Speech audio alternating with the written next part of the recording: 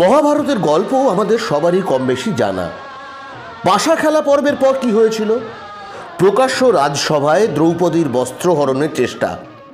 কোনো কাহিনীতে আছে কৃষ্ণ, কোনো কাহিনীতে আছে ধর্ম তার সম্ভ্রম বাঁচান, তার বদলা নিতেই ধর্মযুদ্ধ। নারীর সম্মান রক্ষা করাই ধার্মিকের কাজ। মহাকাব্য সেই শিক্ষাই দিয়েছে। রামায়ণে যুদ্ধ হয়েছিল কেন? সীতাকে হরণ করেছিলেন রাবণ, তাঁকে ফেরাতেই যুদ্ধে নেমেছিলেন রামচন্দ্র, মানে সেটাও নারীর সম্মান রাখতে ধর্মযুদ্ধ। সেই রামচন্দ্রের মন্দির নিয়ে এখন তুমুল হইচই জুড়েছেন রাজনীতির কারবারিরা। ভগবান শ্রীরাম বস আনে হি ওয়ালে। 2002 সালের ঘটনা। দাঙ্গা থেকে বাঁচতে 3 বছরের মেয়েকে কোলে নিয়ে 21 বছরের মেয়েটি জনা 15 আত্মীয়ের সঙ্গে পালাচ্ছিলেন। আশ্রয় নেন একটি ঝোপে। হঠাৎ হাজির জনা 20 সশস্ত্র লোক। সবাই মেয়েটার চেনা, ওদের বাড়ি থেকে দুধ নিত। মেয়েটির মা ও বোনকে গণধর্ষণ করে খুন করা হয়। পরিবারের বাকিদেরও খুন করা হয় মেয়েটির চোখের সামনেই। তার 3 বছরের মেয়েকে কোল থেকে কেড়ে পাথরে আছড়ে মারে। তারপর 5 মাসের সন্তান সম্ভবা 21 বছরের মেয়েটিকেও গণধর্ষণ করা হয়। মেয়েটি মারা গিয়েছে ভেবে তাকে ফেলে রেখে চলে যায়। আশ্রয় দেন এক আদিবাসী মহিলা। ঘটনাটা 2002 সালে গুজরাট দাঙ্গার সময়ের। তখন সেখানকার মুখ্যমন্ত্রী নরেন্দ্র মোদী। মেয়েটি থানায় অভিযোগ জানালেও পুলিশ কিছুই করেনি। তখন সেখানকার মুখ্যমন্ত্রী নরেন্দ্র মোদী। জাতীয় মানবাধিকার কমিশন তৎপর হয়। সুপ্রিম কোর্টের নির্দেশে গণধর্ষণের তদন্তে নামে সিবিআই। তদন্ত করে সিবিআই জানিয়েছিল গণহত্যা ও গণধর্ষণ ধামাচাপা দিতে রিপোর্ট বানিয়েছে পুলিশ। তখন সেখানকার মুখ্যমন্ত্রী নরেন্দ্র মোদী। গুজরাটের আদালতে মামলা উঠলেও মেয়েটি সুপ্রিম কোর্টে জানান তিনি খুনের হুমকি পাচ্ছেন। গত 2 বছরে 20টি বাড়ি ছাড়তে বাধ্য হয়েছেন। তখন সেখানকার মুখ্যমন্ত্রী নরেন্দ্র মোদী। সুপ্রিম কোর্ট মামলা সরায় মুম্বাইয়ে। 2008 সালের 21শে জানুয়ারি 11 জনের যাবজ্জীবন কারাদণ্ড হয়।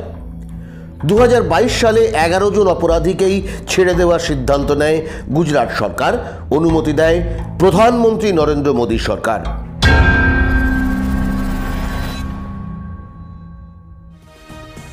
2022 সালের 15ই অগস্ট স্বাধীনতার 75 বছর পূর্তি। हम वो लोग हैं जो नर में नारायण देखते हैं। हम वो लोग हैं जो नारी तो नारायणी कहते हैं। স্বাধীনতার 75 বছর পূর্তির দিনই 11 জন অপরাধীকে ছাড়া হয়। যেন বুঝিয়ে দেওয়া হলো লাল কেল্লা থেকে যা খুশি বলা হোক, আসলে এখন এটাই আমাদের দেশে স্বাধীনতার মানে। ফুল মিষ্টিতে তাদের বরণ করে বিশ্ব হিন্দু পরিষদ।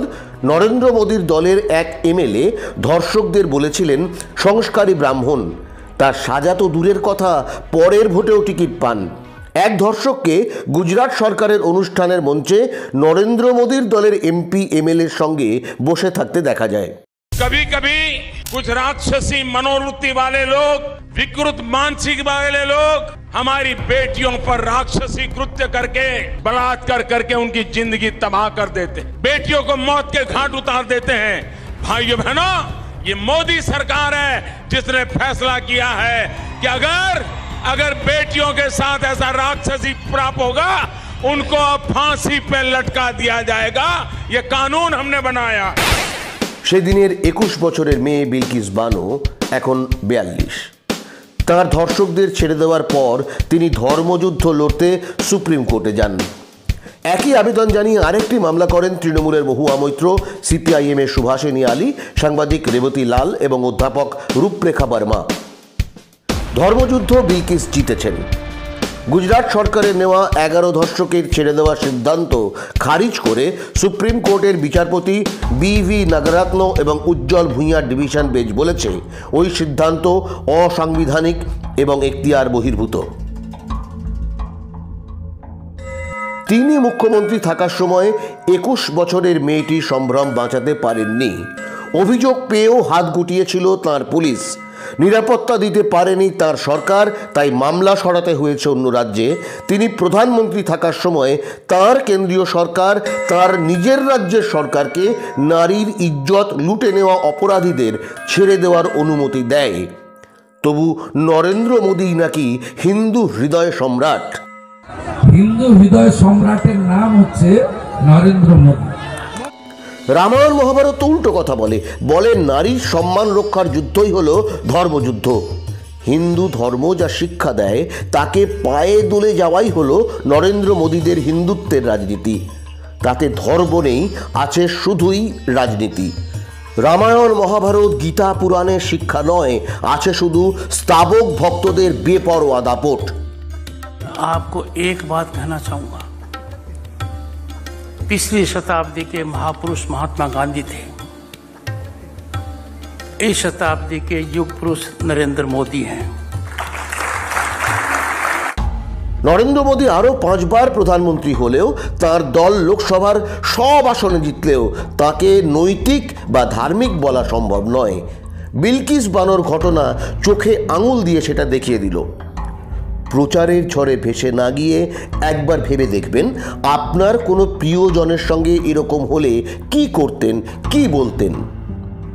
আমার কথাগুলো আপনার কথা হলে অনুরোধ, ভিডিওটি লাইক করবেন না প্লিজ, তবে শেয়ার করুন। আমার চ্যানেল সাবস্ক্রাইব করে পাশের বেল আইকন প্রেস করে অল অপশানটি ক্লিক করুন। আমার চ্যানেলের আগের ভিডিওগুলো দেখার অনুরোধ করছি। ধন্যবাদ।